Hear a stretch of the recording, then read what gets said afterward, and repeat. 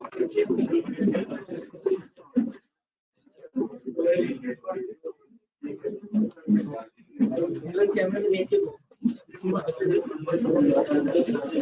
जनाब, अस्सलाम वालेकुम वंस अगेन। स्क्रीन, कैमरा, आवाज तीनों चीजें ऑनलाइन में क्लियर है?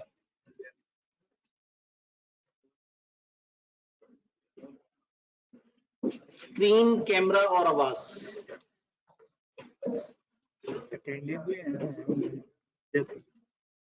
एक दफा वॉइस देख लूं, वॉइस हमारी वही है।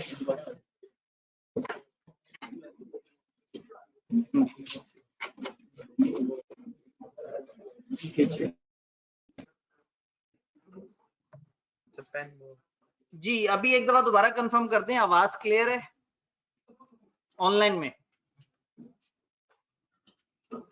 डन। कुछ मजे मजे की बातें हमने कल पढ़ी थी, कुछ आज पढ़ेंगे, कुछ कल पढ़ेंगे। चैप्टर खुद ही से खत्म हो जाते हैं, ये एक अलग मसला है। खैर, ये सैटरडे और मंडे वाली बात भी समझ आई? कुछ कॉलेज का कोई मैसेज आया? क्या लिखा हुआ? सैटरडे और मंडे को फिजिकली आप कॉलेज नहीं आ रहे होंगे, लेकिन मेंटली आप कॉलेज के साथ होंगे। हमारी क्लास को कुछ ज्यादा फर्क नहीं पड़ा, एक तेरे आने से पहले, एक तेरे जाने के बाद। हम ऑलरेडी बिजनेस लॉ के कम सिलेबस को देख के घबरा के हमने 5 दिन क्लास रखी हुई थी, और 5 दिन में इंतहाई खूबसूरती से मंडे वाला दिन टेस्ट के साथ एसोसिएट हो गया था। तो टेस्ट जो फिजिकल देने की ऑप्शन थी वो खत्म हो गई है। अब टेस्ट जो है वो ऑनलाइन देना पड़ेगा, लेकिन इस अनाउंसमेंट से हमें बहुत ज्यादा फर्क नहीं पड़ा। ऐसे भी तो हो सकता है फिजिकली टेस्ट ट्यूसडे को दे लिया, मंडे को जी। अब अगेन सुने सुने सुने सुने, हौसला हौसला।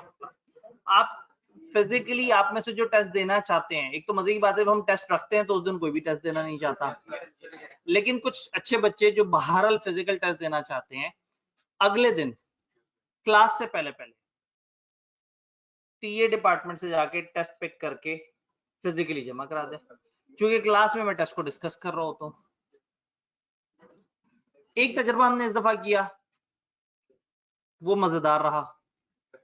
जब हमारा ये वाला मामला होगा कि ठीक है जी हम ट्यूसडे, वेडनेसडे, थर्सडे, फ्राइडे की तरफ जा रहे हैं, तो ट्यूसडे वाला दिन आपको पता है कि हमारी आधे घंटे की तकरीबन टेस्ट पे डिस्कशन हो जाती है। तो वो जो लाइव और वो वाला सारा मामला है, या तो मंडे को हम उस पर लाइव क्लास करके डिस्कशन कर लें, लेकिन फिर उस वक्त आप कहेंगे सर अभी तक तो हमने टेस्ट भी नहीं दिया, तो फिर हम ट्यूसडे को इवनिंग में, जब तक लोगों ने लाइव भी टेस्ट दे दिया और जिसने फिजिकल देना था वो ट्यूसडे को दिन में क्लास के अलावा किसी भी टाइम पे जाके टेस्ट डिमांड करके फिजिकली अगर जमा कराना चाहता है तो वो जमा करा दे।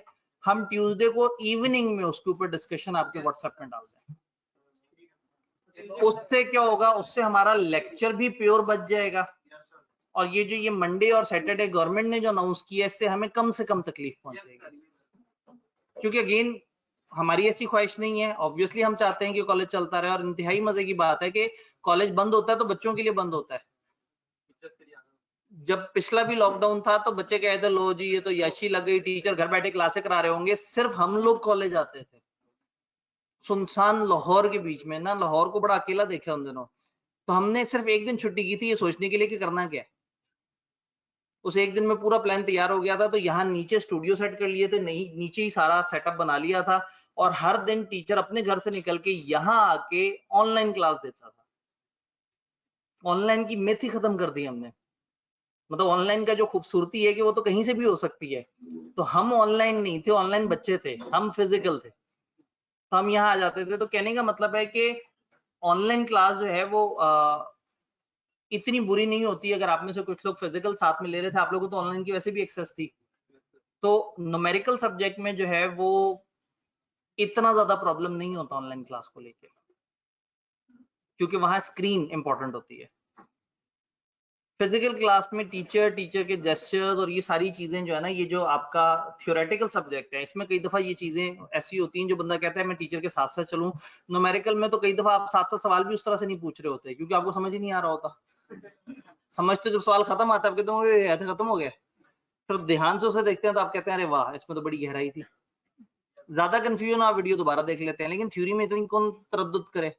थ्योरी में ठग से व्हाट्सएप पे सवाल पूछ लिया, टीचर क्लास में अभी बता के हटा होगा उससे दोबारा पूछ लिया, दोबारा क्यों 3 दफा 4 दफा पूछ लिया। तो ऐसे में वो जो नशा है ना, वो जो लाइव क्लास अटेंड करने का, वो थ्योरी में ज्यादा उसमें गैप महसूस होता है। यानी कि अगर थ्योरी में क्लास मिस हो रही हो तो ज्यादा गैप महसूस है। इत्तफाकन आपकी थ्योरी ऑलरेडी उस खूबसूरत पैटर्न पे चल रही थी कि इन्होंने भी गिन के वो 2 दिन बताए हैं जो 2 दिन हमारे ऑलरेडी सॉर्टेड आउट थे।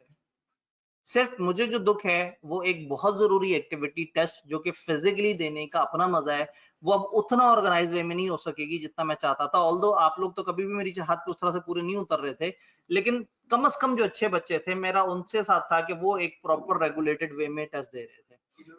वो वाला काम खराब हो गया क्योंकि मंडे का पूरा दिन ही हमें स्टूडेंट्स को कैंपस में एंटर करने की इजाजत नहीं होगी। हो सकता है कि 1-2 हफ्ते बाद इन्हें एहसास हो कि इन्होंने अजीब सा कर दिया है कुछ, हो सकता है इसे रिवर्स कर लें और हो सकता है इसे रिवर्स ना करें। तो हमने ये अजम्पशन नहीं लेनी कि वो रिवर्स कर रहे हैं या नहीं कर रहे, हमने इस नए कल के साथ दोबारा से दोस्ती कर लेनी है।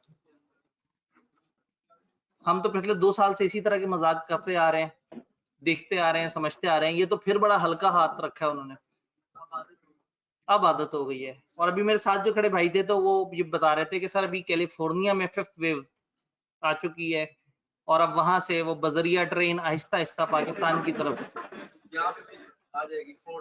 वही बात है कि हमारे मुल्क में वेव आए ना आए, हम दूसरे मुल्क को देख के जज्बाती जरूर हो जाते हैं। हो सकता है गवर्नमेंट के वाकई बड़े अच्छे प्रोडक्टिव मेजर्स होते हो, लेकिन पता नहीं वो क्योंकि स्मार्ट लॉकडाउन ये हमने इसके मजाक अच्छी तरह से देख लिए हैं। एक ऐसा बैरियर लगाते हैं जिस बैरियर से सिर्फ कोरोना क्रॉस नहीं कर पाता।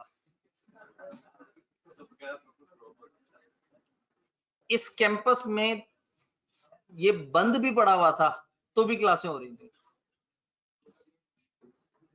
उधर जो ब्लू बिल्डिंग है, आपको याद होगा एक कॉन्सेप्ट होता था लॉकडाउन, एक होता था स्मार्ट, एक होता था micro smart lockdown. Micro smart lockdown होता था कि वो घर जिसमें कोरोना है उसको बंद कर दो।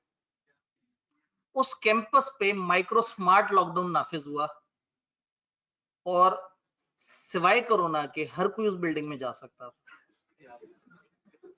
बैरियर लगा हुआ था, वहां से बच्चे भी जा रहे होते थे, कॉलेज वाले भी जा रहे होते थे, कोरोना नहीं जा पाता था।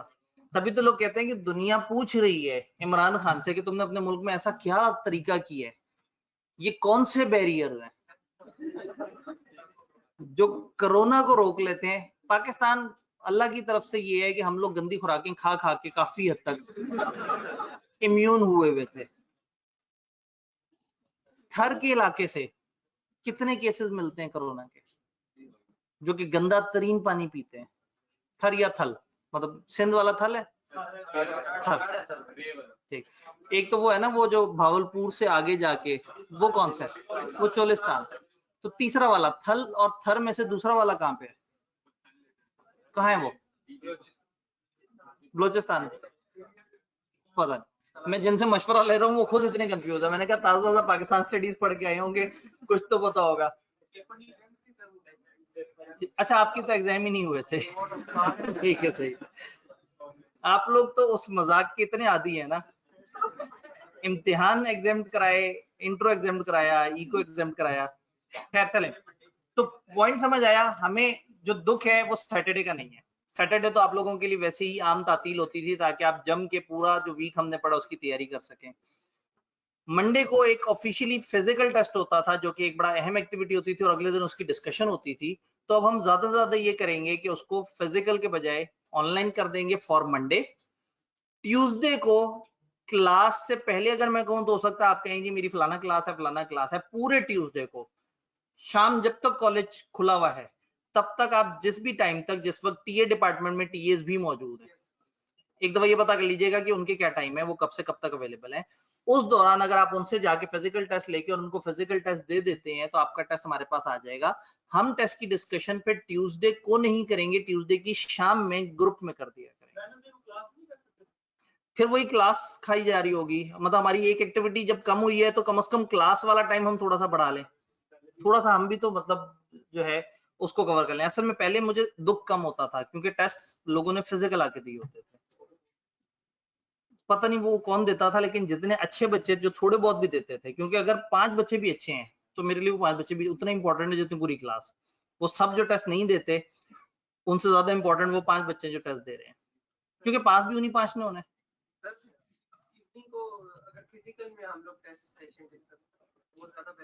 इवनिंग को फिजिकल में आप उस इवनिंग पे आ नहीं सकेंगे, मेरी इवनिंग थोड़ी डिफरेंट है। मैं रात 1 बजे अपनी फाइनल के लाइव सेशन से फारिग हुआ, मेरी इवनिंग उस वक्त खत्म होती है। आज मेरे यहाँ से जाने के बाद 8 लाइव सेशन है 1-1 घंटे के, तो मेरी इवनिंग की डेफिनेशन थोड़ी सी डिफरेंट है, तो इसलिए ना मतलब इवनिंग की बात करेंगे तो आप ज्यादा फंस जाएंगे। जी अभी तो सुबह हुई है जी, तो बात समझ आई। सैटरडे पे हमें फर्क नहीं पड़ा, मंडे पे फर्क पड़ा है। हम देख लेंगे अगर ये टेस्ट की डिस्कशन उस तरह से आपको लग रहा हुआ कि नहीं सर इस तरह से मजा नहीं आया, क्योंकि मुझे ये समझ आया है कि टेस्ट की डिस्कशन के बहाने ना आप कहते हैं चलो सर ने आगे डिस्कस तो करना ही है तो टेस्ट देने का भी क्या फायदा, सर ही सामने टेस्ट भी खोल लेंगे, सर ही उसके ऊपर डिस्कशन भी कर रहे होंगे, मजा भी आ जाएगा। तो वो जो उसकी अफादियत है वो मुझे पहले भी थोड़ी सी कचरे में जाती लग रही थी। गवर्नमेंट ने अनाउंसमेंट बाद में की है, हमने पिछले टेस्ट की जो वॉइस वाली डिस्कशन है वो तो हमने पहले की थी, तो ऐसा नहीं है कि हमने गवर्नमेंट के चक्कर में की थी। वो एक तजर्बा इसलिए किया था कि मेरी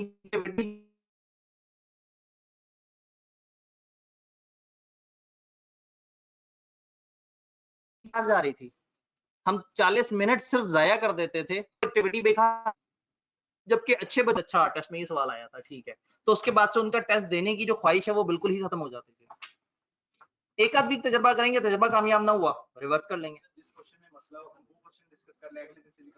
इन्होंने कहा जी जिस सवाल में मसला हो वो डिस्कस कर लें, आपको मसला होगा क्वेश्चन 3 में, इनको मसला होगा क्वेश्चन 4 में, इनको मसला होगा क्वेश्चन 1 में, इनको मसला होगा क्वेश्चन 5 में, फिर मैंने बताऊंगा क्वेश्चन 5 तो था ही नहीं टेस्ट में, ये कहेंगे ओ सर मैंने तो पिछला टेस्ट देख लिया था। तो होना ये है कि आप लोगों ने फिर सारा ही टेस्ट जी जी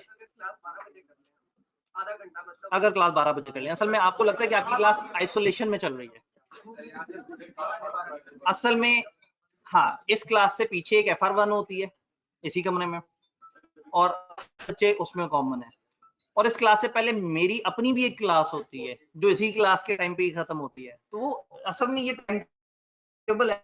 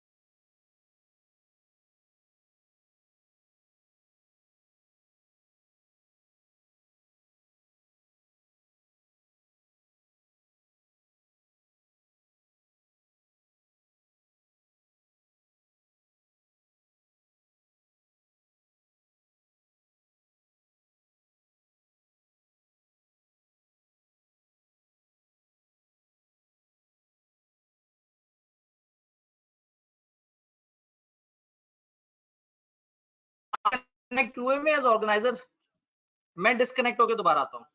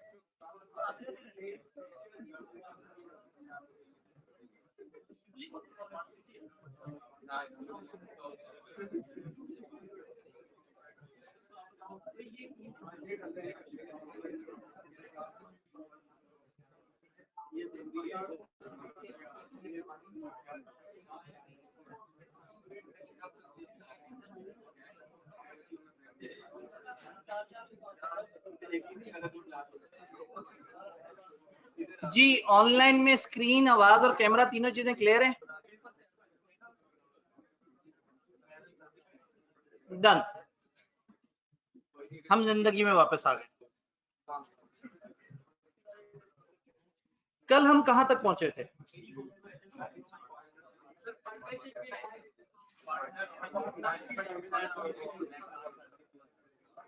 अच्छा पता क्या, क्लास के किसी भी कोने में बैठ के गलत गुफ्तगू करना मना है। मैं इधर मसरूफ था तो मैं अलग अलग जगह से अलग अलग बच्चों को अलग अलग तरह की जुगते मारते सुन रहा था। इधर तक आवाजें आ रही होती हैं तो मैं किसी एक तरफ मुखातिब नहीं हूँ, और खासतौर पे टीचर के इतने करीब रह के इतनी वाहियात बात को खुदा का खौफ करे।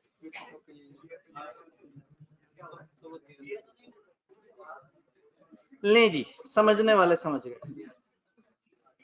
हमने कल टाइप्स ऑफ पार्टनर पढ़े थे, पीछे से शुरू करते हैं। हमने जो छोटी छोटी सी चीजें देखी थी,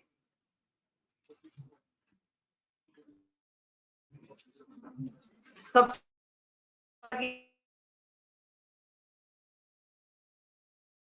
प्रॉफिट है, वो एविडेंस नहीं है पार्टनरशिप का। प्रॉफिट का शेयर कुछ लोगों को मिल सकता है चाहे वो पार्टनर ना भी हो, लेकिन अगर कोई पार्टनर है तो ये लाजिम है कि प्रॉफिट का शेयर उसे लाजमी मिले। तो हर पार्टनर के लिए जरूरी है कि उसे प्रॉफिट का शेयर मिले, लेकिन उसके अलावा भी देयर में बी सम अदर पर्सन जिनको प्रॉफिट का शेयर मिल रहा है जबकि वो पार्टनर नहीं है। कुछ एग्जांपल्स हमने देखी थी। हमने ये कहा था कि अगर कोई लेंडर ऑफ मनी है, किसी ने बिजनेस को पैसे दिए हुए हैं और उस पैसे के बदले सूद नहीं ले रहा, प्रॉफिट का हिस्सा ले रहा है, अलाउड है, वो पार्टनर नहीं है। किसी एजेंट को, किसी सर्वेंट को, किसी इंप्लॉय को आप शेयर दे रहे हैं थोड़ा सा उसकी मोटिवेशन के लिए, इससे भी वो पार्टनर नहीं बनता। जब तक आप किसी को एक्सप्रेसली नहीं कह देते कि हाँ भाई तुम्हारे पार्टनर हो, जब तक आप किसी को प्रॉपर्ली पार्टनरशिप में नहीं ले आते, प्रॉफिट का हिस्सा ले देने से कोई खुद ब खुद पार्टनर नहीं बन जाता। फिर हमने विडो और चाइल्ड की बात की थी, एक बंदा मर गया तो उसकी बेवा या उसके बच्चे। फिर अगर एक पार्टनर ने अपना इंटरेस्ट किसी और को ट्रांसफर कर दिया, इससे पहले कि आपकी बेतहाशा सवाल है मैं आपको याद कराऊं, उसके साथ लिखा हुआ C/F। अगर आप अकाउंटिंग के कुछ प्रिंसिपल्स को जानते हैं तो C/F कैरी फॉरवर्ड को कहते हैं। इसका मतलब ये है कि अभी हम इस पे डिटेल से नहीं बात करेंगे, हम आगे डिटेल से बात करेंगे। और इससे जो अगला पॉइंट है उस पर तो मैंने सिरे से बात नहीं करनी, क्योंकि वो तो कहानी बिल्कुल एक डिफरेंट है, काफी डिटेल्ड कहानी है। तो ये दो पॉइंट अभी हम लोगों ने नहीं समझे। प्रीवियस ओनर या पार्ट ओनर को अगर हम गुडविल के शेयर के तौर पे कि ठीक है तुम हमें छोड़ तो गए हो, लेकिन तुम्हारी वजह से भी इस इदारे ने बड़ा नाम कमाया है, तो चलो तुम्हें हम अगले प्रॉफिट्स में से इतना इतने अरसे तक देते रहेंगे। तो अगर किसी शख्स को बगैर पार्टनरशिप में एंटर किए प्रॉफिट का शेयर दिया जाए तो उससे ऑटोमेटिकली वो पार्टनर नहीं बनता और इनके दरमियान का अरेंजमेंट खुद ब खुद पार्टनरशिप नहीं कहलाता। ये वाली बात नीचे ऊपर वाली बात से मिलती जुलती बात बैंकिंग कंपनी के हिसाब से हमने पढ़ी थी। ये पढ़ने के बाद कल हम लोगों ने फिर देखा था डिफरेंट तरह के पार्टनर। एक्चुअली ऑस्टेंसिबल पार्टनर कौन था, जो असल में पार्टनर है या दिखने में कम से कम पार्टनर है। थर्ड पार्टीज की नजर में जो जो पार्टनर है, जो सामने नजर आ रहे हैं, जिनको वो जानते हैं कि वो पार्टनर है, वो एक्चुअल पार्टनर है। स्लीपिंग या डोरमेंट पार्टनर एक ऐसा पार्टनर जिसका थर्ड पार्टीज को पता ही नहीं है। पार्टनर्स को तो पता ही हमारा पार्टनर है, थर्ड पार्टीज को उसकी एग्जिस्टेंस का नहीं पता। वो ना सामने है ना बिजनेस अफेयर्स में पार्ट ले रहा है प्रॉपर तरीके से। बाकी पार्टनर्स की नजर में वो एक पार्टनर है, बाकी पार्टनर उसके ऊपर जो लॉस और प्रॉफिट का शेयर जो भी तय किया हुआ है वो जरूर डालेंगे जो आपस में तय किया है। लेकिन आम इंसान की नजर में, थर्ड पार्टी की नजर में, वो उसको पार्टनर काउंट ही नहीं करते, उन्हें पता ही नहीं है कि वो शख्स इनका पार्टनर है। तो ये स्लीपिंग नॉमिनल था, थोड़ा सा पार्टनर। हमने कहा था एक बंदे का सिर्फ आप नाम यूज करते हैं, ना वो अफेयर्स में आता है, ना वो पैसे देता है, ना वो किसी किस्म का प्रॉफिट में कंट्रीब्यूट करता है, किसी भी किस्म का उसका कोई हिस्सा नहीं होता कंपनी की परफॉर्मेंस में। सिर्फ एक हिस्सा होता है कि उसके नाम, उसकी गुडविल, उसके नाम से जुड़े हुए लाइसेंस की वजह से हमें कोई फायदा हो रहा होता है, तो हम उसका नाम यूज करते हैं और नाम यूज करने के एवज उसको प्रॉफिट का एक छोटा सा हिस्सा दे देते हैं। लेकिन बहरहाल वो हमारा पार्टनर काउंट होता है, क्योंकि हमारा अरेंजमेंट ये है और दुनिया को भी पता है कि वो बंदा जिसकी तख्ती वहां पे लगी हुई है वो हमारा पार्टनर है। तो है तो साइलेंट ये, लेकिन ये स्लीपिंग नहीं है। ये लोगों को पता है ये पार्टनर है और ये उतना ही जिम्मेदार है कंपनी के लिए जितना बाकी सारे हैं। मैं एक दफा रिकैप दे दूं फिर एंड पे आपके सवाल लेता हूँ। Then partner in profit only, कुछ पार्टनर ऐसे होंगे जो सिर्फ प्रॉफिट के हिस्सेदार होंगे, लॉस के हिस्सेदार नहीं होंगे। ये बात भी हमने तय की थी। साइलेंट पार्टनर के बारे में हमने कहा था कि ये मौजूद है, नजर आता है, सबको पता है ये है, लेकिन सबको ये पता है कि ये डे टू डे अफेयर्स में ज्यादा हिस्सा नहीं लेता, तो ये पार्टनर स्लीपिंग था जो नजर भी नहीं आता था। साइलेंट साइलेंट है जो नजर आता है, लेकिन ये दोनों प्रॉपर इन्वॉल्व नहीं होते कंपनी के बिजनेस में, हल्के फुल्के आगे मशवरे दे सकते हैं, लेकिन ज्यादातर ये गायब होते हैं। और कुछ एक्टिव पार्टनर्स होते हैं जो कि बिजनेस को लेके चल रहे होते हैं। फिर सब पार्टनर, हमने कहा था कभी कभी एक पार्टनर अपने तौर पे अपने अरेंजमेंट से बगैर बाकियों को बताए खुद के काम में किसी और बंदे को अपने साथ शरीक करके अपने हिस्से का प्रॉफिट उससे शेयर कर देता है। इस सब में बाकी कोई भी इन्वॉल्व नहीं हुआ, ए बी सी इनको नहीं पता। डी ने अपना काम खुद ही से एक और बंदे के साथ मिलकर डिवाइड किया। फॉर एग्जाम्पल उसने पैसे लेके आने थे, उसने 5 लाख लेके आना था, 2.5 लाख उसने अपना लगाया और 2.5 लाख अपने दोस्त से कहा तुम्हारा लगा दे तो, और मुझे जो शेयर मिलेगा मैं और तुम आधा आधा कर लिया करेंगे। लेकिन इन पार्टनर्स को नहीं पता उस दूसरे छुपे हुए पार्टनर का। तो जो एक बंदा अपना खुद से जाती छुपा हुआ पार्टनर बना ले, वो सब पार्टनर कहलाता है। सब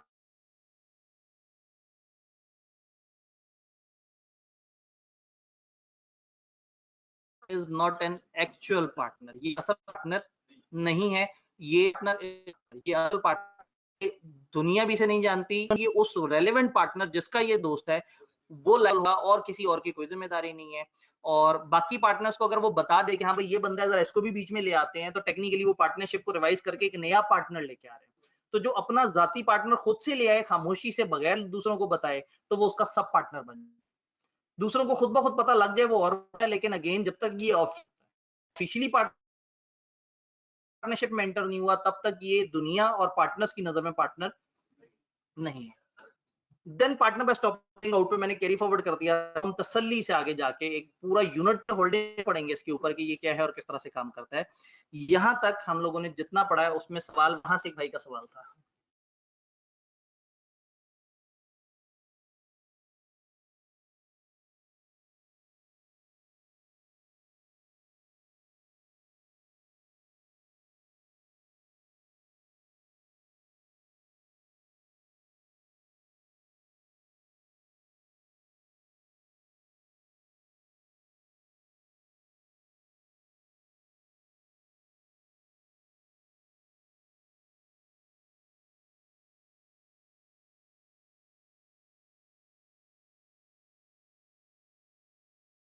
जैसे तुम्हारे थे तो 1 करोड़ मैंने दे दिया, 2 करोड़ दे दिया नुकसान, अब तुम लोग मुझे भरो जितना मैंने तुम्हारे बिहाफ पे दिया है।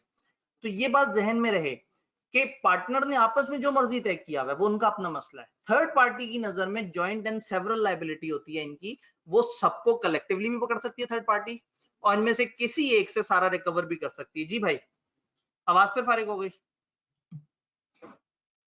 क्या चल रहा है ये? यहाँ पे कौन सा नेट है? यहाँ पे कौन सा नेट है?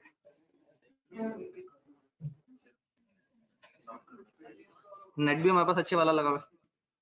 सही हो गया, रिस्टोर हो गया, ठीक है। जैसे ही आवाज का मसला है आप बता दिया करें।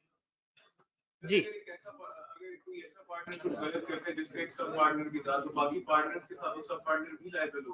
जी अगर कोई ऐसा पार्टनर कुछ ऐसा करे जिससे जी, अब अगर एक पार्टनर कुछ ऐसा करे जिससे नुकसान हो और उस पार्टनर का अपना एक जाती सब पार्टनर भी था, तो किसी को उसके सब पार्टनर से कोई लेना देना नहीं है।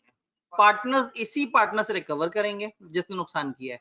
हाँ, ये पार्टनर बाद में अपने उस दोस्त को कह सकता है यार तुम्हें और मुझे तो पता है कि हम बराबर के हिस्सेदार थे, अब तुम मुझे पैसे दो। जी सर, हमने जितने भी टाइप्स पढ़ी हैं ये सारी फर्म से रिलेटेड है, पार्टनर फर्म के हैं। जी जी, सब पार्टनर के इसके अंदर ताल्लुक नहीं बनता था। हमने जितनी भी टाइप्स पढ़ी है ना, सब पार्टनर को छोड़ के बाकी सब के सब असल में पार्टनर। सब पार्टनर इसलिए हमने यहाँ पे पढ़ा कि ये कॉन्सेप्ट है जो अक्सर कंफ्यूजिंगली पार्टनर समझा जाता है, तो इसलिए बताया कि ये जो पार्टनर की ये किस्म है ना सब पार्टनर, ये एक्चुअल में पार्टनर नहीं होता, वो बताना ये चाह रहे हैं। जी, पार्टनर है, थर्ड पार्टी मतलब थर्ड पार्टी को पता ही नहीं है, थर्ड पार्टी को तो पता ही नहीं है स्लीपिंग पार्टनर का सर। वो बाकियों से अगर ले लेता है अपना रेवेन्यू क्लेम करने, ठीक है, तो वो जो बाकी पार्टनर्स हैं वो स्लीपिंग पार्टनर से जाके लेंगे। बिल्कुल ऐसे ही है। देखिए स्लीपिंग पार्टनर दुनिया को नजर नहीं आ रहा, इनको तो नजर आ रहा है, इनको तो पता कि हमारा पार्टनर है। तो बाहर की दुनिया के लिए वो 3 सामने आएंगे और वो उसको कंपनसेट कर देंगे। फिर वो 3 इसके पास आएंगे, कहेंगे तुम भी हमारे पार्टनर थे, उनको तुम्हारा नहीं पता था, हमें तो तुम्हारा पता है, कटो पैसे। और सर नॉमिनल जो है इसके अंदर यही बात है कि अगर कोई भी पार्टनरशिप है तो सर अगर उसका नाम लेना चाहते हैं तो उसकी गुडविल मतलब लेंगे तो उसका प्रॉफिट में हिस्सा देना। जी बिल्कुल, असल में हम नॉमिनल पार्टनर में चाह ही रहे हैं कि एक ऐसे बंदे को लेके आए जिसकी वजह से हमें कुछ फायदा हो, उसके नाम या उसके नाम के साथ जुड़े हुए कोई लाइसेंस या क्वालिफिकेशन की वजह से हमें एक बेनिफिट होता है, उस बेनिफिट की वजह से हम उसको एक शेयर देते हैं। सर जो हम पार्टनरशिप का नेम नहीं कोई बंदा भी यूज कर सकता उसकी मर्जी के खिलाफ। जी, अब पार्टनरशिप का नाम तो कोई भी बंदा इंडिविजुअली यूज नहीं कर सकता, ये लोग कलेक्टिवली पार्टनरशिप का नाम यूज करते हैं। सर एक पार्टनर है ये ठीक है, आप दूसरे रख देते हैं असली पार्टनर। हाँ अब अगेन अगर आपकी एक गुडविल है और अगर आपने अपना ट्रेडमार्क या पेटेंट या नाम रजिस्टर कराया हुआ है, आपको पता है कि लोगो भी रजिस्टर होते हैं, स्लोगन रजिस्टर होते हैं, ट्रेडमार्क रजिस्टर होते हैं, ब्रांड्स रजिस्टर होते हैं, तो अगर तो वो ब्रांड ट्रेडमार्क लोगो रजिस्टर हुआ है और कोई और बंदा उसी नाम से शुरू करेगा तो आप उस पर लीगल केस कर सकते हैं। लेकिन जिसने रजिस्टर, फिर हर कोई उस नाम से चल पड़ता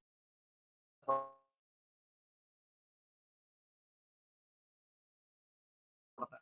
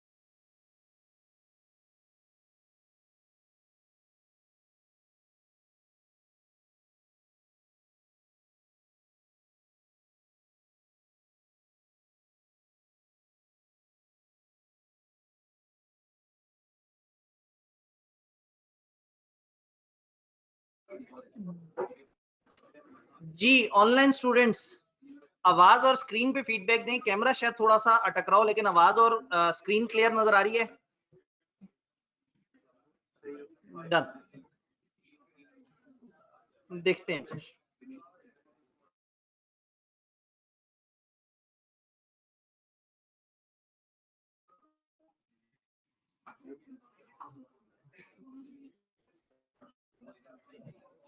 जी आप सवालों के थ्रू टाइम गुजारने की, आपका यही वाले भाई आगे कोशिश कर रहे थे। जी एक मिनट, थोड़ी सी देर, जरा आवाज नहीं आ रही।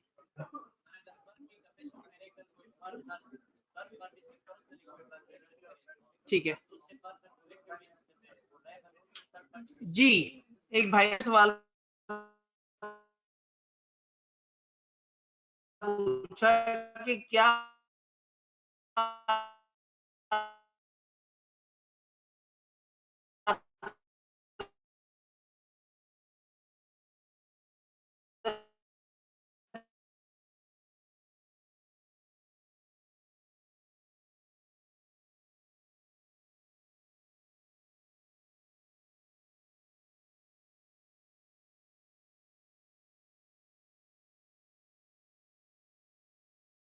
मैंने पार्टनरशिप में रहते हुए अपना जाती मफाद बना लिया, तो फिर बाहर के बंदों को सब लायबल हैं, क्योंकि उसको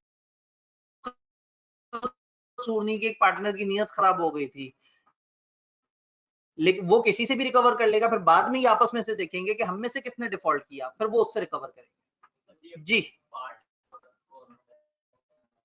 जी पार्ट ओनर कौन होता है? जो किसी चीज का थोड़ा सा ओनर होता है, कुछ परसेंट, यानी कि एक कंप्लीट ओनर नहीं। जैसे होता है ना कि एक एसेट के 2-3 ओनर्स हैं, तो हर ओनर को पार्ट ओनर कुछ। जी ठीक,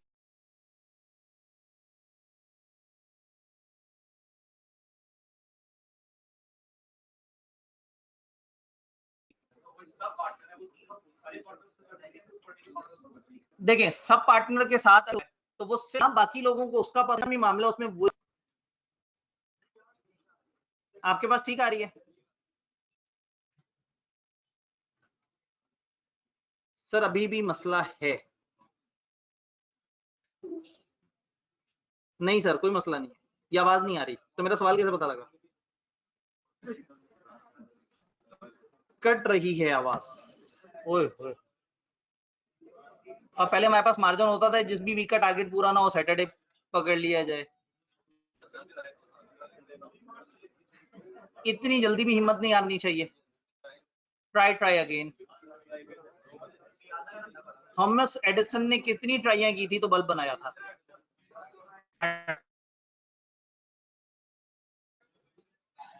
1000। तो हम तो 2-3 दफा ट्राई करके थॉमस एडिसन बनने की कोशिश करते हैं। सर 999 बिल्कुल सही है। एक भाई ने कहा 8। ये मेरी सारी बातें सुनाई दे रही हैं। ज्ञान समझ आता है, पढ़ाई समझ नहीं आती। जी हाँ, ई रंग नंबर ठीक हो गया जी। सवाल आप लोग पूछ रहे थे, वो भाई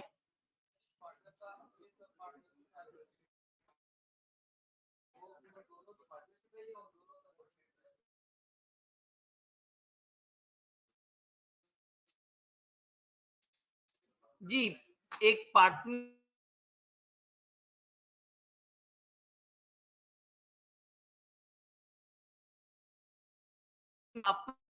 पार्टनर के साथ जो अरेंजमेंट है वो उनके दरमियान क्या है?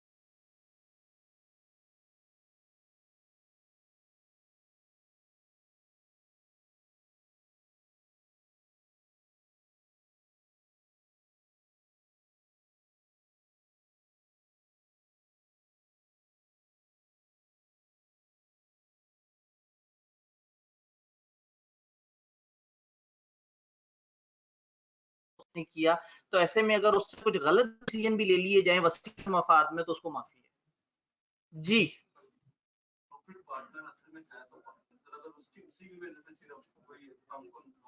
ठीक जी। अब प्रॉफिट वाला जो पार्टनर है वो है तो पार्टनर, अगर उसकी वजह से कोई नुकसान हो, खाली प्रॉफिट का लॉस का नहीं है, अगर उसी की वजह से कोई नुकसान हो तो क्या वो लायबल होगा? एग्रीमेंट देखना पड़ेगा। अगर एग्रीमेंट में हमने कहा है कि तुम्हें कभी भी लॉस नहीं ट्रांसफर करेंगे तो फिर तो उसे लॉस नहीं आएगा। और अगर एग्रीमेंट में लिखा है कि वैसे किसी लॉस में तुम शामिल नहीं होगे, लेकिन अगर तुम्हारे मिसकंडक्ट की वजह से कोई लॉस हुआ, आज हमें एक बात समझ आ रही है कि कुछ ऐसे राइट्स हैं पार्टनर्स के आपस में जो कि कॉमन सेंस से निकल रहे हैं, और कुछ जगह हम कह रहे हैं यार ये लिखा होगा तो चलेगा, नहीं लिखा होगा तो नहीं चलेगा। बात समझ आ रही है? अगले चैप्टर में आधे में यही बात है, खैर वो बात की बात है जी। और कोई सवाल? फिजिकल ऑडियंस ऑनलाइन में तो एक ही जुमला नजर आता है, सर माइक, सर आवाज, सर आवाज गई, सर अभी आई। सर नॉमिनल पार्टनर में अगर किसी मरे हुए इंसान का नाम यूज करें तो उसके रिप्रेजेंटेटिव को प्रॉफिट मिलेगा। अगेन ये डिपेंड करता है कि वो एग्रीमेंट किसके साथ किया है। अगर तो रिप्रेजेंटेटिव गरीब को पता ही नहीं है और उसके अब्बा जी का नाम इस्तेमाल हो रहा है कहीं, तो वो मरे हुए बंदे के साथ धोखा करने के मुतरातिफ होगा। फिर अदालत में अगर रिप्रेजेंटेटिव जाए तो शायद अदालत में वो किसी तरीके से साबित कर दे कि इस प्रॉफिट में मेरा हिस्सा है, अदरवाइज सामने सामने से तो नहीं है। उसको जरा अदालत में जाके साबित करना पड़ेगा कि जी, हो सकता है वो कहते हैं जी आपके अब्बा जी मरते दम पे कह गए थे कि देखो मैं मर गया, मेरा नाम जिंदा रखना, और तुम लोगों ने इतना मेरे साथ अच्छी दोस्ती निभाई है तो मेरा नाम तुम लोगों के साथ जिंदा रहेगा और मेरे पैसे तुम लोग इस्तेमाल कर लेना। तो इसलिए ना ये पेचीदा मामला है कि अब्बा जी का जो नाम इस्तेमाल हो रहा है वो बच्चे को मिलेगा या नहीं मिलेगा, ये अदालती मामला है। इसमें हमें कानून को हाथ में नहीं लेना चाहिए, अदालत देखेगी कि क्या किया जाए। अगर एक पार्टनर की डेथ हो जाती है तो वो वाली गुज़िश्ता पार्टनरशिप 4 बंदों वाली वो खुद ब खुद खत्म हो जाती है, क्योंकि 3 रह गए, और ये 3 बंदे मिलके दोबारा से अरेंजमेंट करते हैं कि नहीं यार हम लोग चलाते रहेंगे, तो पार्टनरशिप दोबारा से बन जाती है 3 बंदों के साथ। तो पार्टनरशिप खत्म भी हो सकती है और खत्म होकर दोबारा भी बन सकती है। आज हम देखेंगे पार्टनरशिप मुद्दत की होती है या मर्जी पे होती है, ये अभी हमारा एक फिनोमेना है। फिजिकल के सवाल तो खत्म हो गए थे, धोखा किया आपने। ऑनलाइन के सवाल, अच्छा है ऑनलाइन में आवाज के अलावा किसी ने बीच बीच में सवाल किया है, ये sir partner in profit only का दूसरा point, but for third parties he is liable for all the debts of the firm. आपस में तय किया है ना कि मैं लॉस का हिस्सेदार नहीं हूं, लेकिन बाहर का बंदा अगर आके कहता है कि तुम पार्टनर ने मेरा नुकसान किया और इसी को गिरबान से पकड़ के इससे रिकवरी ले ले, उसको तो रिकवरी देंगे, पर बाद में बाकी पार्टनर्स को जाके कहेगा याद करो मेरा तुम्हारा क्या मामला था, मैंने लॉस का हिस्सेदार नहीं बनना, तो वो बाकियों से रिकवर कर लेगा। लेकिन बाहर वाले को नहीं पता कि इनका आपस में क्या तय है, तो बाहर वाला ये हमेशा रूल ध्यान में रखना है। काफी सिनेरियो मैं कह सकता हूं तकरीबन आधे सिनेरियो पार्टनरशिप के ऐसे हैं जिसमें इस तरह की सिचुएशन होती है कि बाहर वाला बंदा आके रिकवरी करता है और आपस में इनका कुछ तय हुआ होता है, तो बाहर वाले बंदे को ये लोग सब लायबल हैं, फिर आपस में देखेंगे कि कौन किसको कितना लायबल है, फिर उसकी कंट्रीब्यूशन लेंगे, फिर कंट्रीब्यूशन एंड लॉस लेंगे, जो हम लोगों ने इस तरह की बात की थी। ऑनलाइन के सवाल अब मैं ढूंढ रहा हूँ, फिजिकल हमारे खत्म हो चुके थे। सर हमारी लक है कि बीलॉ के वक्त ही वॉइस बंद हो जाती, नहीं जी वो आज कह रहे हैं कि आज सारी क्लासों में मसला आता रहा है।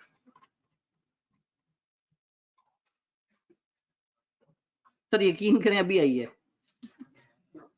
आवाज।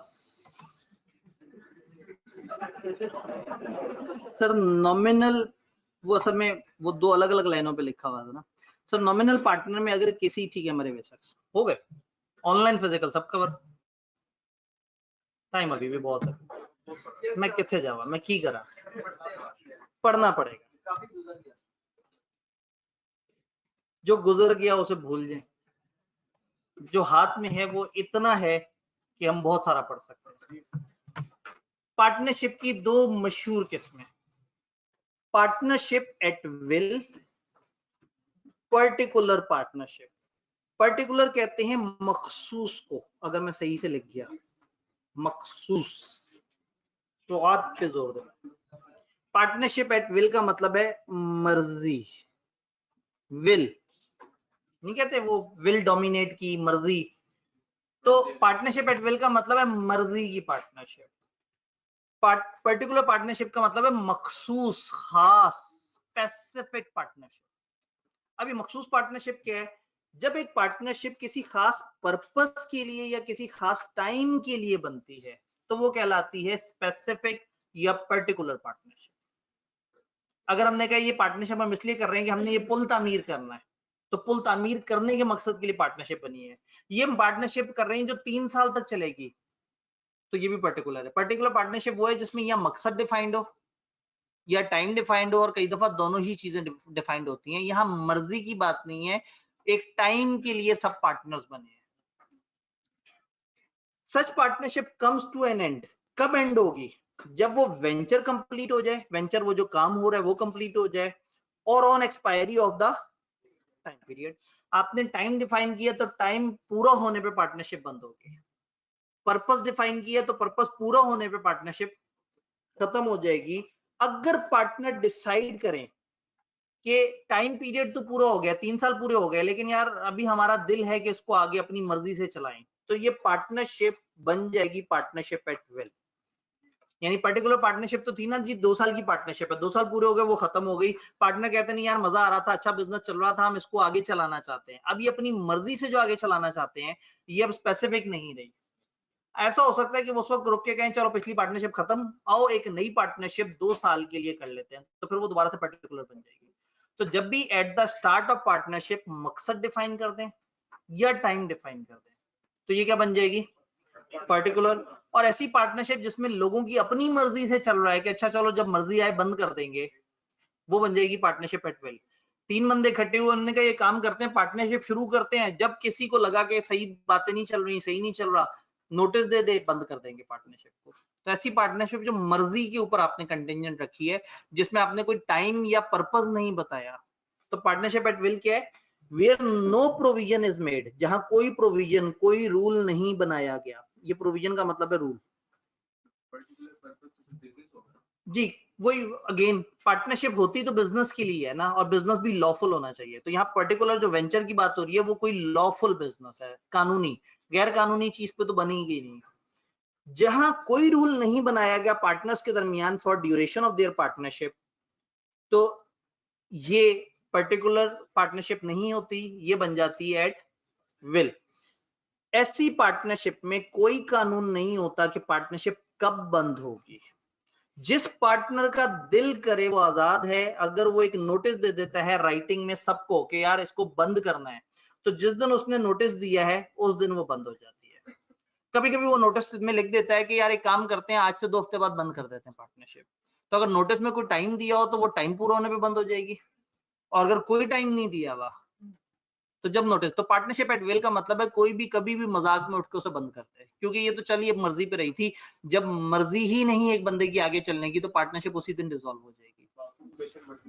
बाकियों की मर्जी है या नहीं है, इसने नोटिस दे दिया। अब इसने नोटिस दे दिया, पार्टनरशिप पिछली खत्म हो गई, इसका दिल नहीं कर रहा चला जाए, बाकी इसके कमरे से जाने के बाद कहेंगे पागल हो गए, हम दोबारा से बना लेते हैं पार्टनर। ये मजाक है, असल में पार्टनरशिप बहुत ज्यादा, और पाकिस्तान में तो इसको रजिस्टर करवाना भी मैंडेटरी नहीं है। तो कई दफा तो ये बहुत इनफॉर्मल सा बिजनेस होता है। इसीलिए कल जब आपने कहा ना कंपनी और पार्टनरशिप में क्या फर्क है, तो मैंने कहा था वो आगे जाके पढ़ेंगे। कंपनी एक बड़ा प्रॉपर फॉर्मल, एक बड़ा ऑर्गेनाइज वे है। पार्टनरशिप तो दिन में 5 बना लें और दिन में 5 तोड़ दें। तो पार्टनरशिप में हमने कहा कि हर पार्टनर फ्री है। The firm is dissolved as from the date mention in the notice, अगर आपने मेंशन की है। और अगर कोई डेट नहीं की तो जिस दिन आपने नोटिस दिया उस दिन ये बन गया। अब फर्ज करें आप कहें कि ऐसे नहीं है कि जब जिसका दिल करे वो नोटिस दे दे। एक इवेंट तय कर लेते हैं, जिस दिन सारे पार्टनर्स इकट्ठे होके ये कहेंगे कि पार्टनरशिप बंद की जाए, जब सारे एग्री करेंगे उस दिन हम पार्टनरशिप बंद करेंगे। तो टेक्निकली इन्होंने एक इवेंट डिफाइन कर लिया। क्या इवेंट है? जिस दिन सारे इकट्ठे होंगे और मिलके ये डिसाइड करेंगे कि हम बंद करेंगे। तो कानून ये कहता है कि फिर वो पार्टनरशिप एट विल नहीं कहलाएगी। अगर उन्होंने आपस में ये तय कर लिया, तो इसका मतलब पार्टनरशिप एट विल सिर्फ वही है जिसमें कोई भी एक जब मर्जी उठ के नोटिस दे दे और पार्टनरशिप बंद हो जाए। तो स्पेसिफिक या पर्टिकुलर पार्टनरशिप है जिसमें टाइम या पर्पस डिफाइंड है।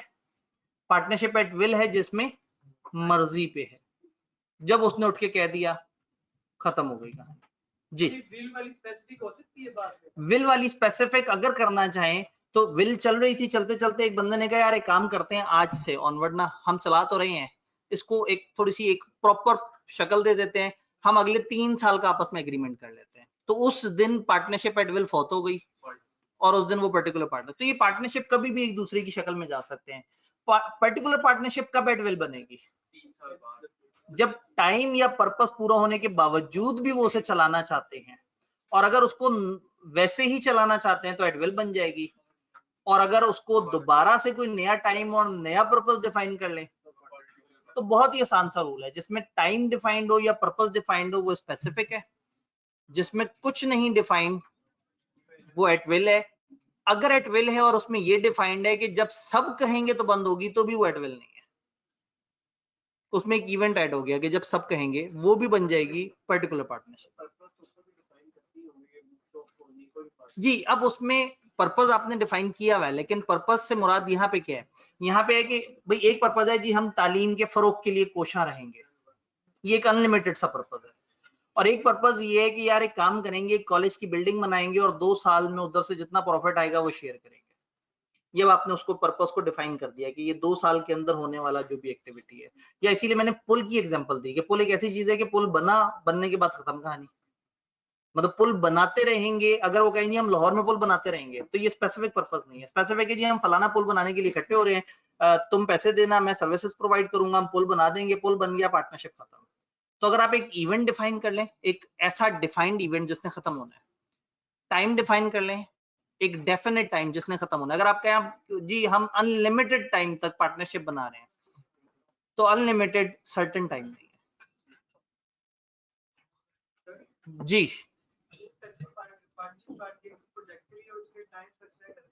ठीक हो गया। नहीं जी, सवाल ये आया कि अगर एक टाइम के लिए पार्टनरशिप बनाई थी 2 साल के लिए कि प्रोजेक्ट कंप्लीट करना है, 2 साल हो गए, प्रोजेक्ट अभी भी थोड़ा सा रहता है 3-4 महीने का। सवाल ये कि क्या पार्टनर उसको आगे कंटिन्यू कर सकते हैं? मर्जी है उनकी। अगर वो कुछ ना तय करें, कोई मजीद टाइम या मजीद पर्पस, और कहें यार एक काम करते हैं इसे चलता रहने देते हैं, तो वो एडवेल बन जाएगी। और अगर वो कहें कि इसको अगले 5 महीने तक कंप्लीट कर लेते हैं, क्योंकि देखिए अगर टाइम डिफाइन किया है तो फिर वेंचर इररिलेवेंट हो गया, और अगर वेंचर डिफाइन किया है टाइम इररिलेवेंट। अगर उन्होंने कहा हम पुल बनाने के लिए इकट्ठे हुए, अब 6 महीने लगेंगे या 6 साल लगे, जब पुल कंप्लीट होगा पार्टनरशिप खत्म हो जाएगी। और अगर टाइम डिफाइन हुआ है तो इसका मतलब है कि अगर उन्हें इस तरह की दिक्कत हो तो वो आपस में बैठेंगे और रीडिफाइन कर लेंगे कि हमने टाइम रखना है या पर्पस रखना है या दोनों रखना है। और कुछ नहीं रखते और चलाते रहते हैं कि अच्छा चलो यार टाइम पूरा हो गया, कोई बात नहीं, खैर आपस में दोस्ती यारी तो हमारी है, चलते रहते हैं, तो ये ऑटोमेटिकली क्या बन जाएगी? At will. तो बस सिर्फ बेसिक फर्क है टाइम और पर्पस स्पेसिफिकली अगर डिफाइंड हो। बात समझ आई? बात समझ आ गई। कुछ लाइनें दरमियान में हमारी रहती हैं, वो हमारी रहती रहेंगी। एक खूबसूरत दिन मैं आपको बता दूंगा कि वो आप लाइनें पढ़ लें, वो आपको समझ आ जाएगी, ताकि आपको एक तशनगी सी रहे।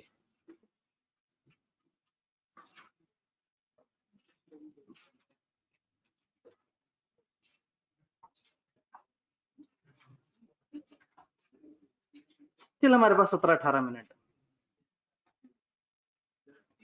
खुल जा भाई।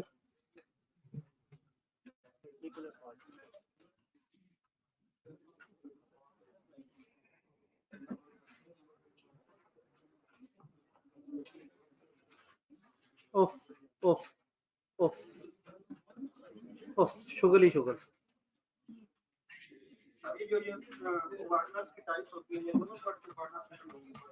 जी बिल्कुल, मतलब ये जो जितना भी हम पढ़ रहे हैं सारे रूल्स ये दोनों तरह की पार्टनरशिप अप्लाई कर रहे हैं। हमसे बता रहे हैं कि पार्टनरशिप नोयत के हिसाब से 2 तरह की हो सकती है। नहीं जी, बड़ा मजे का फिनोमेना हम डिस्कस करने लगे हैं, relation of partners to one another. ये आधा चैप्टर आपको आता है पहले से। चलें मैं कोशिश करता हूं। ये जो आए है, एक भाई ने कहा सर वो बीच में वो इंपॉर्टेंट वाले पॉइंट रहते हैं, क्यों मैंने क्यों नहीं पूरा सुनते भाई? मैं अभी पूरा बताया है कि वो एक दिन आएगा कि अचानक से मैं आपसे कहूंगा पढ़े, वो हो चुके होंगे। ठीक है जी, relation of partner to one another मैं आपको नहीं बता रहा, आप मुझे बता रहे हैं। मेरा आपसे एक सवाल है, ये जो पार्टनर्स हैं इनके एक दूसरे पे राइट क्या है, हर पार्टनर का क्या हक है, मतलब किसी एक पार्टनर को सोचे, एक पार्टनरशिप है और एक पार्टनर है, इस पार्टनर का हक क्या है, क्या राइट है, इसको प्रॉफिट जो शेयर वो तय हुआ वो मिले। एक मिनट, ऐसे नहीं, आप हाथ खड़े कर लें ताकि जो है ना वो एक एक करके। जी, इसका राइट है कि इससे मशवरा लिया जाए, ये तो किताब में लिखा हुआ है। जितना तेजी से आपने सेम अल्फाज में बोला है भाई, दिल से बताना है, किताब पढ़ के तो मैं भी अब बता दूं आपको, ठीक है। जो लॉस होगा उसके लिए लाइबल होगा अगर वो पार्टनर लॉसेस का भी है तो। जी, अपनी ड्यूटीज जांफिशानी से सरंजाम दे, ये राइट है उसका, ये बाकियों की उसकी तरफ ड्यूटी है। जी, राइट क्या है, इसके हकूक क्या है, अगर इसको कोई नुकसान हो बाकियों की वजह से, इसको किसी को पैसे देने पड़ जाए तो रिकवर करने का राइट होना चाहिए। और जब कोई फैसला लें तो इससे पूछा जाए, मशवरा लिया जाए। अगर ये साइलेंट पार्टनर नहीं है तो हर पार्टनर का हक होता है कि वो मामलात में बोले, उसका मशवरा सुना जाए। ऑनलाइन में सर अगर एक ने पार्टनरशिप खत्म कर दी तो बाकियों की भी खत्म हो जाएगी। जी, एट विल में ऐसा हो जाता है। जी, राइट्स, अकाउंट्स वगैरह देखना चाहे तो उसको एक्सेस हो, जो बुक्स देखना चाहे, जो वो हर चीज जाहिर है, वो पार्टनर है, वो ओनर है, उसके पास वो सारे हकूक हैं। अगर छोड़ रहा है तो उसको हिस्सा मिले, मर गया है तो उसके घर वालों को हिस्सा मिले। और बिजनेस में एक्टिवली अगर इन्वॉल्व होना चाहता है तो ठीक है, ये उसका राइट है, वो इन्वॉल्व हो सकता है। रिटायरमेंट का भी उसके पास राइट है, वो जब छोड़ना चाहे उस पर कोई प्रेशर ना हो कि नहीं तुम नहीं छोड़ के जा सकते हमें। जी, अगर वो out of the way extra काम कर रहे हैं और उस एक्स्ट्रा काम का मुआवजा तय हुआ हुआ है, अगर तय हुआ हुआ है तो उसका राइट है कि उसको वो सैलरी भी मिले।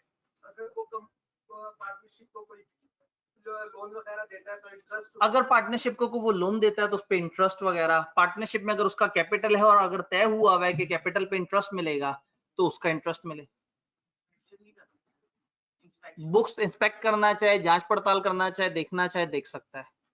राइट तो आपने बड़े अच्छे बता दिए। चलें सवाल को रिवर्स करता हूँ। हर पार्टनर की अपने बाकी पार्टनर्स की तरफ या अपनी फर्म की तरफ क्या ड्यूटीज है? वो काम भी लॉयल होके काम करे, काम डिलीजेंटली करे, सीक्रेट प्रॉफिट ना कमाए, गुड, अकाउंट सही से बनाए, कोई चीज छुपाए नहीं, वसीयत और मफाद में काम करे। इमरजेंसी में जो अपने बारे में सोचता वैसे ही अपनी फर्म के बारे में सोचे। एज एन एजेंट जो उसके पास अथॉरिटी है उस अथॉरिटी में रह के काम करे। और सोचे ऐसा ना करे कि लॉस हो, जान के कोई मिसकंडक्ट ना करे, जान के कंपनी के फर्म के बिजनेस को खराब करने की कोशिश ना करे। और अगर नुकसान हो तो जितना इसका हिस्सा बनता है वो दे। ऑनलाइन में सर ऑनेस्ट रहे सबके साथ, इंफॉर्मेशन पूरी प्रोवाइड करे। हाँ जी, 70% चैप्टर आपको आता है।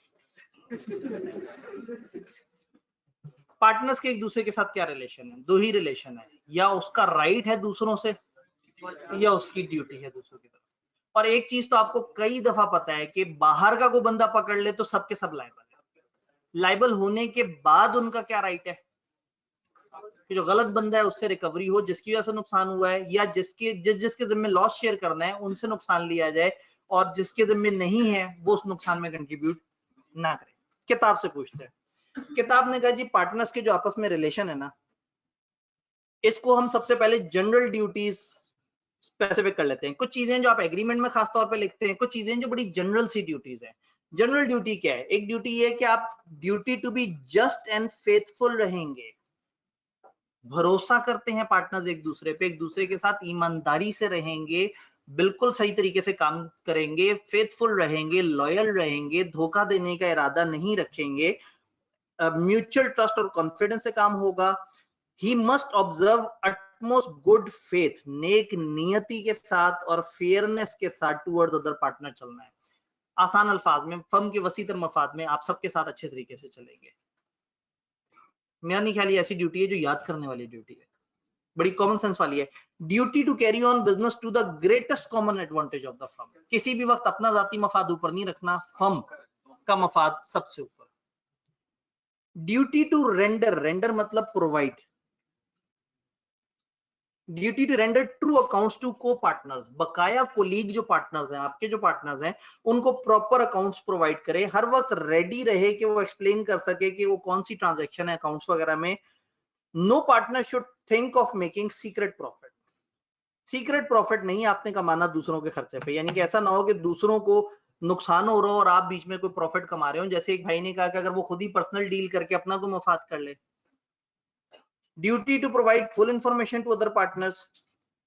ड्यूटी टू इंडेमनिफाई, इस लफ्ज का मतलब है कंपनसेट करे, for loss caused by his fraud, अगर इसके फ्रॉड या मिसकंडक्ट, यहां मैं मिसकंडक्ट लिख देता हूं, इसके फ्रॉड या इसके मिसकंडक्ट की वजह से अगर बाकियों को लॉस हुआ तो इसकी क्या ड्यूटी है, कंपनसेट करे। ये जो इसकी ड्यूटीज हमने पढ़ी हैं, अगर इनको उलट कर लें तो बाकियों के राइट्स बन जाएंगे। क्या राइट है उनके? उनका राइट ये है कि सारे पार्टनर्स उनके साथ जस्ट और फेथफुल रहें। उनका राइट ये है कि सारे पार्टनर फर्म के वसीतर मफाद में काम करें। उनका राइट है कि उनको अकाउंट्स मिले। उनका राइट है उनको फुल इंफॉर्मेशन मिले। उनका राइट ये है कि उनको कंपनसेशन दी जाए अगर किसी पार्टनर ने फ्रॉड किया। जी, फर्म की गाड़ी फर्म के लिए यूज हो तो वो किस साइड पे, किस ड्यूटी पे फॉल करेगी? जी, अभी सवाल ये कि क्या फर्म की गाड़ी फर्म के लिए इस्तेमाल हो तो वो यहाँ कहाँ आएगी? जनरल ड्यूटीज में तो नजर नहीं आ रहा, मैंने बड़े गौर से देखा, नहीं नजर आया। तो हो सकता है अगली स्लाइड पे नजर आ जाए, ये उस अगली स्लाइड पे नजर आ जाए। इसका मतलब ये हुआ कि फर्म का एसेट फर्म के लिए ही इस्तेमाल हो या ना हो, ये चीज थोड़ी सी टेक्निकल हो गई, ये डिफाइन करनी पड़ेगी। याद हमने क्या कहा था? कुछ चीजें तो कॉमनली आपको पता है, हाँ भाई ये तो हक है, और कुछ चीजें ऐसी हैं जो लिखत पढ़त में हो जाए तो यही बात है। तो इस वक्त जो हम पढ़े वो है general duties of partner. General duties of partner मतलब जो कॉमनली कॉमन सेंस में है कि हाँ भाई ये ड्यूटीज तो पार्टनर की होती हैं। आगे जाके अगली कैटेगरी में जाएंगे तो थोड़ा सा बात समझ आएगी। Rights and duties by contract, आपस में कॉन्ट्रैक्ट करके, आपस में एग्रीमेंट करके, आपस में तय करके कुछ और बातें भी तय की जा सकती हैं। ये कॉन्ट्रैक्ट एक्सप्रेस भी हो सकता है और इम्प्लाइड भी हो सकते हैं। Other than compulsory right and duty specified by the act, ये जो कानून ने ड्यूटीज वगैरह बताई हैं कॉमन ड्यूटीज, इनसे हटके mutual rights and duties of partners firm में be determined by contract between the parties. Parties आपस में कॉन्ट्रैक्ट के थ्रू भी, या जो पार्टनरशिप एग्रीमेंट है इसके थ्रू भी तय कर सकते हैं कि अच्छा फलाना फलाना बंदा इजाफी तौर पे इस चीज के लिए लायबल होगा। तो कॉमन ड्यूटीज हमने देखी, कॉमन राइट्स भी हमें समझ आ गए। कुछ ऐसी ड्यूटीज या राइट्स हैं जो कि आपस में एग्रीमेंट के थ्रू तय की जा सकते हैं। तो कुछ बातें कागज पे लिखी होंगी तो अप्लाई करेंगी, और कुछ बातें कॉमन सेंस वाली हैं कि हाँ भाई हर बंदा वसीदर मफाद में काम करता है, हर बंदा अच्छा सोचता है, हर बंदा धोखा नहीं देता। अब लॉस में लाजमी कंट्रीब्यूट करोगे, ये वाला पॉइंट जनरल ड्यूटी तो नहीं है। क्यों? क्योंकि सब के सब लॉस वाले पार्टनर नहीं होते। इसका मतलब है ये कागज देखना पड़ेगा कि लॉस में कौन कंट्रीब्यूट करेगा। तो लॉस में कंट्रीब्यूट करना जनरल ड्यूटी ना हुआ, बात समझ आई? तो जनरल ड्यूटी का मतलब वो जो कॉमन सब पे एप्लीकेबल है। फिर कुछ राइट्स एंड ड्यूटीज हैं जो कॉन्ट्रैक्ट्स या एग्रीमेंट के, पार्टनरशिप कॉन्ट्रैक्ट वेरी किया जा सकता है, वेरी चेंज किया जा सकता है bye consent of all the partners. अगर सारे पार्टनर्स मुत्तफिक हो तो आप बाद में पार्टनरशिप के एग्रीमेंट में चेंज भी कर सकते हैं। एक एक्सेप्शन है, partnership contract may provide that a partner shall not carry on any business other than that of the firm while he is a partner। पीछे एक जुमला लिखा हुआ है, as an exception to the rule agreement in restraint of trade। Pre result वालों को ये जुमला समझ आएगा। हमने बचपन में कभी पढ़ा था कि किसी को कारोबार करने से नहीं रोका जा सकता। एज एन एक्सेप्शन पार्टनरशिप में, चूंकि वो पार्टनर हमारे पास वही काम कर रहा है तो हम उसको मना कर सकते हैं कि तुम ये वाला हमारा वाला काम नहीं करो। वहां हमने गुडविल बेचने की सूरत में वो एक एक्सेप्शन सादा बिजनेस की पड़ी थी। इस वक्त हम पार्टनरशिप का देख रहे हैं कि पार्टनर्स भी अपने मौजूदा या गुज़िश्ता पार्टनर्स पे इस तरह की रिस्ट्रिक्शन एग्रीमेंट में लगा सकते हैं कि हम लोग ये वाला बिजनेस जो हमारी फर्म का है हम नहीं करेंगे। अगर उसका स्पाउस या स्पाउस वगैरह इन्वॉल्व हो? इसमें अक्सर हम एक वर्ड इस्तेमाल करते हैं कि डायरेक्टली या इनडायरेक्टली नहीं करेंगे। तो अगर वो कहे कि जी मैं नहीं कर रहा, जो कर रही है मेरी बीवी कर रही है, तो सारे कहेंगे इतना भी, मतलब अब तुम्हें इतना ही नहीं पता कि तुम्हारी बीवी क्या कर रही है। तो ऑब्वियसली अगर बीवी एक बिजनेस कर रही है और शौहर को पता ही नहीं है, तो अजीब माठा सा शौहर है जी। तो शौहर मासूम होते हैं, बेवकूफ नहीं होते। तो मतलब आप उसको जो है ना बेवकूफ की कैटेगरी में डाल रहे हैं जी। सर अगर वो पर्सनल स्किल पे में है वो चीज, ठीक है, तो क्या सर अगर वो पर्सन वो पार्टनरशिप में अपने पर्सनल स्किल्स प्रोवाइड कर रहा है, अगर वो शख्स पार्टनरशिप में अपनी पर्सनल स्किल्स प्रोवाइड कर रहा है, फिर तो और खतरनाक बात है कि वही पर्सनल स्किल वो कहीं और भी प्रोवाइड करना शुरू कर दे। एक डॉक्टर सरकारी हॉस्पिटल में बैठा हुआ हो और वहां सरकार के लिए फ्री में इलाज करता हो, और उसके बाद वो मरीजों से कहे कि जी असल वाला इलाज तो मैं शाम के वक्त अपने क्लिनिक में करता हूं, तो ये गलत होगा जी। अगर जो है वो यही फिजिकल पैटर्न वाला लॉ मैं 4 जगह पढ़ाना शुरू कर दूं, यही फिजिकल पैटर्न वाला लॉ जो कि इनका कॉपीराइट है, तो गलत होगा, जो इनका कॉपीराइट है जी। सवाल फार्मेसी वाले में क्या होगा?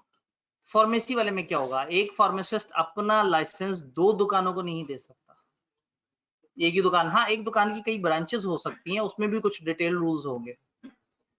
बात कुछ को समझ आ रही है? वो भाई कुछ कहना चाहते हैं। कुछ लोगों ने मिलकर अपना स्कूल खोल दिया, वहां पे पढ़ा रहे हैं, एक बंदा अपने घर में ट्यूशन भी पढ़ा रहा है। अब सवाल ये है कि जो स्कूल की पढ़ाई और जो ट्यूशन की पढ़ाई है, क्या वो सेग्रीगेट हो सकती है? अगर तो वो स्कूल के बच्चों से कहे स्कूल छोड़ो मेरे पास ट्यूशन में आ जाओ, तो फिर कंपटीशन है। लेकिन अगर वालिदैन बच्चों को 2 जगह भेजते हैं, स्कूल में पढ़ने के लिए और ट्यूशन में सही वाला पढ़ने के लिए, तो इसका मतलब है कि वो ट्यूशन इस वक्त स्कूल के बिजनेस को कंपीट नहीं कर रही। अगर वो कंपीट करे, अगर वो सेम, इसीलिए मैंने कहा ना वही वाला फॉर्म, अगर वही वाले फॉर्मेट पे सुबह के वक्त ही अपनी एकेडमी शुरू कर दे और स्कूल में क्लास के बजाय कभी कभी दूसरी जगह पे क्लास ले लिया करे, तो फिर वो गलत हो जाएगा। फार्मेसी के केस में वो अपना लाइसेंस किसी और को देते हैं और वो खुद कहीं और बैठते हैं। अब अगेन जिनका वो पार्टनर है उनके वसीयतर मफाद में काम करना चाहिए। फार्मेसी के केस में अगर लाइसेंस किसी और को दिया और काम किसी और के साथ मिलकर कर रहा है, तो ये मुनासिब बात नहीं है। वहां से उसका लाइसेंस यूज हो रहा है कि प्रॉफिट में 2% ले रहा है, लेकिन दूसरी जगह पर वहां पर वो इक्वली ले रहा है अपना शेयर। तो पहली बात है कि जो उसके नाम पे इतना भरोसा करते हैं उन्हीं को समझा दे कि यार मैं काम का आदमी हूं, देखो दूसरे मुझे पैसे भी दे देते। तो या तो ये काम का आदमी है या नहीं है। अगर नहीं है तो नाम बेचेगा, और अगर है तो नाम के साथ काम भी बेचेगा जी। एनी बिजनेस से क्या मुराद है? कहां पे? जी जी बिल्कुल, आगे तो देखें। Other than that of the firm while he is a partner, और ये एक्सेप्शन है। हाँ, जुमला देखें। पार्टनरशिप कॉन्ट्रैक्ट में provide that a partner shall not carry on any business other than that of the firm while he is a partner। जिस वक्त वो फर्म में पार्टनर है, उनको छोड़ के वो कोई और काम धंधा नहीं करेगा। अब इसका मतलब है कि कॉन्ट्रैक्ट में अगर ये लिख दें कि तुम सिरे से कोई काम नहीं करोगे, तो फिर वो सिरे से कोई काम भी नहीं करेगा। यानी कॉन्ट्रैक्ट यहां तक पाबंदी लगा सकता है। और अगर ये कह दें कि तुम सिर्फ हमारा वाला काम नहीं करोगे, तो सिर्फ हमारा वाला काम। कहने का मतलब है कि रूल था कि किसी को बिजनेस करने से नहीं रोका जा सकता। एक पार्टनर है जिसने आपसे कहा मैं 11 घंटे आपके पास आऊंगा और आपके लिए काम करूंगा, और उस 11 घंटे में 6 ट्यूशंस पढ़ाता हो, तो शायद पार्टनर्स कहें यार खुदा के लिए भाई ये एग्रीमेंट में लिख लेते हैं ट्यूशंस नहीं पढ़ाओगे। अब tuition is not a competing business with partnership, लेकिन ट्यूशन पढ़ाने की वजह से वो टाइम नहीं दे पा रहा। तो रूल ये है कि पार्टनर्स कुछ भी तय कर सकते हैं कि तुम ये काम ऐसे नहीं करोगे, और फिर वो जो उन्होंने तय किया है वो फिर उसी तरह से चलेगा। बात कुछ समझ आ रही है? Yes, sir. इसी तरह की बातें हमारी जारी रहेंगी। मिनट अभी भी 2 हैं। 2 मिनट में ये ऐसे करके, ये ऐसे करके, आखिरी बात, चलें इससे ज्यादा आपको तंग नहीं करूंगा आज। अगर फर्म रिकॉन्स्टिट्यूट हो, रिकॉन्स्टिट्यूट ए बी सी और डी, ये चार थे बराबर के पार्टनर। जरा सोच के बताएं, बराबर के पार्टनर हैं तो इनको कितना कितना शेयर होगा इनका? 25-25%। हुआ ये कि सी ने कहा मैं जाना चाहता हूं, इन्होंने कहा अलविदा, दवाइयां वक्त पे लेते रहना, ये चला गया। ए बी और डी ने मिलकर दोबारा से पार्टनरशिप शुरू की। तो क्या ये मुनासिब है कि 40% 40% और 20% कर लें? अकल क्या कहती है? 33% होना चाहिए, अनलेस कि इनका कुछ और तय हुआ हो। अगर पार्टनरशिप पहले भी इनकी बराबर की हिस्सेदारी थी तो बाद में भी बराबर की हिस्सेदारी। एक काम करते हैं, ये चार थे, छोड़ा तो किसी ने नहीं, एक ई आ गया, उसने कहा जी मुझे भी हिस्सेदार बनाए। ओके चलो एक काम करते हैं, तुम भी हिस्सेदार बन जाओ, ई तुम 20 ले लो, सी तुम 20 ले लो, बी तुम 20 ले लो, मैं काम करता हूं मैं 30 ले लेता हूं, तुम्हें 10 दे देते।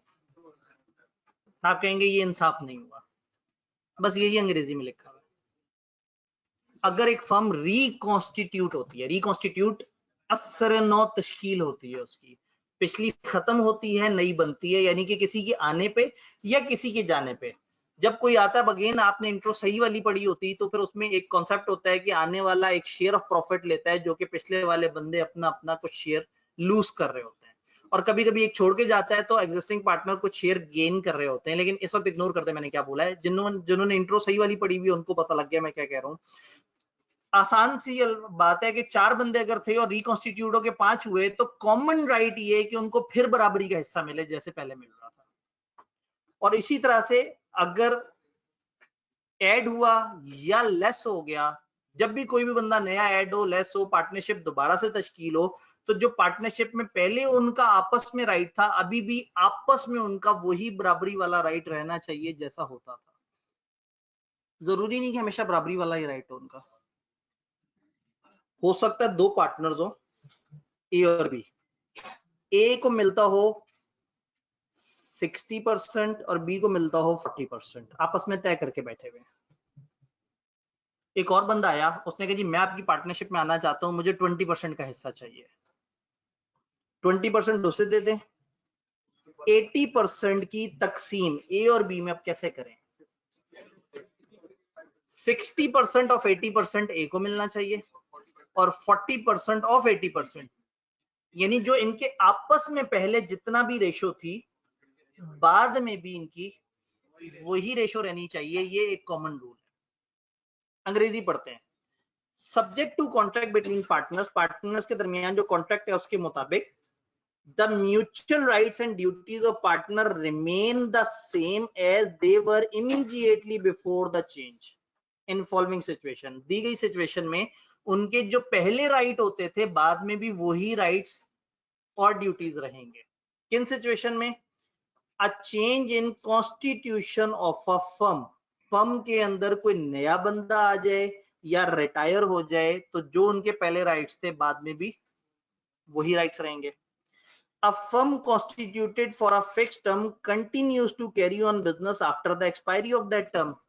स्पेसिफिक टाइम के लिए बनी थी 2 साल, 2 साल पूरे हो गए, फर्म बंद नहीं किया, आप चलाए जा रहे हैं, तो भी अगर तो दोबारा से कोई स्पेशल बात नहीं की तय, तो जो पहले राइट्स चले आ रहे थे वही चलते रहेंगे। A firm constituted to carry out one or more businesses carries out additional businesses। एक फर्म जो कि एक आध बिजनेस कर रही थी, अब उसने कुछ नए बिजनेस शुरू किए। हमारी फर्म एक बिजनेस कर रही थी, उसमें से सब बराबर शेयर कर रहे थे, इन्होंने एक नया बिजनेस शुरू कर लिया।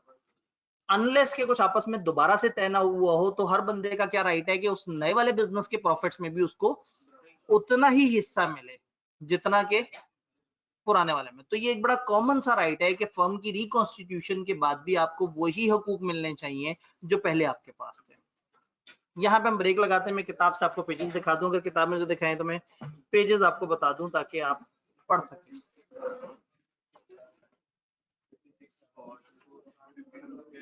पेज 56 पूरा और 52 पे नीचे टाइप्स ऑफ पार्टनरशिप दिया हुआ था, तो ये आपने पढ़ लेना है और 56 पेज पूरा पढ़ लेना है। ठीक है जी, कल जुम्मा है तो कल हम ज्यादा से ज्यादा चैप्टर खत्म कर सकेंगे, इससे ज्यादा आप क्या आगे जाएंगे। ठीक है,